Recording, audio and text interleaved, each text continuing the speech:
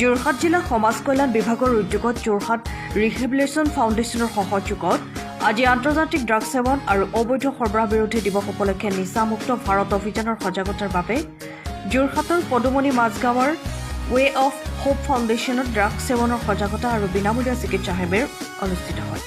এই উপলক্ষে অনুষ্ঠিত হোৱা সজাগতা সভাত যোৰহাট চিকিৎসা মহাবিদ্যালয়ৰ ডাক্তৰ দীপজ্যোতি বৰা, ডাক্তৰ ছেভহাজ সিং, মহকুমা স্বাস্থ্য বিষয়া ডাক্তৰ ৰতন দত্ত, যোৰহাট জিলা সমাজ কল্যাণ বিষয়া সতীশ চন্দ্ৰ বৰুৱা, জিলা child protection officer Rizwana Hazarika, legal কাম প্ৰটেকশ্যন অফিচাৰ দীপ্তি বৰাকে প্ৰমুখ কৰি অনেক গণ্যমান্য ব্যক্তি উপস্থিত থাকে। আনহাতে চিকিৎসা শিবিৰত 20 জনতকৈ অধিক লোকক বিনামূলীয়াকৈ চিকিৎসা কৰা হয়। আপোনালোকে যিজন ধৰক ড্ৰাগছ এডিক্টেড হওক বা যি এডিক্টেডে নহওক, যিজনক আপোনালোকে আনে প্ৰথম কনচেপ্টটো কি হয়?